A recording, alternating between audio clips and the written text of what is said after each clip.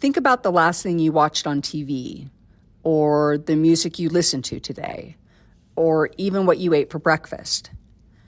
Those choices might seem personal, but sociologists would say something bigger is going on. Culture, the values, beliefs, traditions, and symbols around us, shapes how we see the world and how we see ourselves. But here's the interesting part. Sociologists don't all analyze culture the same way. To understand culture more deeply, sociologists often use three major theoretical perspectives: structural functionalism, symbolic interactionism, and conflict theory. Each one asks different questions and highlights different parts of culture. Let's break them down. First, structural functionalism. Structural functionalists see society as a system where different parts work together to maintain stability and order. From this perspective, culture helps hold society together by creating shared values and norms. Think about national holidays. Take Independence Day in the United States. Fireworks, parades, flags, and patriotic songs all reinforce shared national identity. Even if people celebrate in slightly different ways, the holiday reminds people of common values like freedom and national pride. Sports are another example. When millions of people watch the Super Bowl, they're not just watching football. They're participating in a shared cultural experience that connects people across the country. Even school traditions, like pep rallies, graduation ceremonies, or singing a school song, serve a function.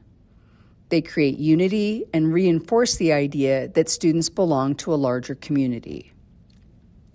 From a structural functionalist view, culture helps society run smoothly because it creates shared expectations about how people should behave. Second, symbolic interactionism. Symbolic interactionists zoom in to a much smaller level. Instead of looking at society as a whole, they focus on everyday interactions and the meanings people attach to symbols. Culture, from this perspective, is constantly being created and recreated through social interaction. Think about language and slang. If someone says something is mid, that word carries a shared meaning within certain groups. It means something is mediocre or unimpressive. But that meaning only works if everyone in the conversation understands it. Symbols can also be visual. A heart emoji might represent love or affection. A thumbs up might mean I agree, good job, or I like this, depending on the context and the people you're communicating with. The meaning isn't fixed. It only works because everyone involved understands it. Clothing works the same way. A band t-shirt might signal that someone belongs to a particular music fandom. A jersey might signal loyalty to a sports team. Even something like wearing all black might communicate membership in a particular aesthetic or subculture. Symbolic interactionists would say culture is less about big institutions and more about the meanings people attach to everyday symbols. Third, conflict theory. Conflict theorists focus on power. From this perspective, culture isn't just about shared values, it's also about who gets to decide which values matter.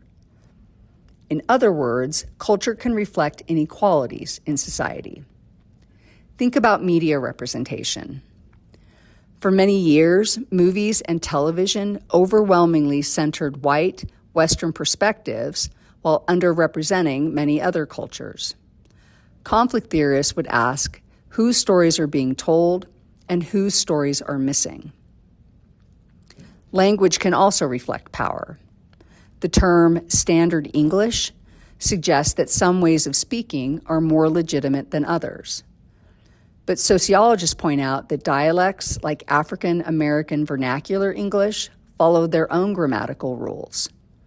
Labeling one form of speech as standard often reflects social power rather than linguistic superiority. Fashion trends offer another example. High-end fashion brands can sell extremely expensive clothing, while styles created in marginalized communities are sometimes criticized until they're adopted by mainstream culture.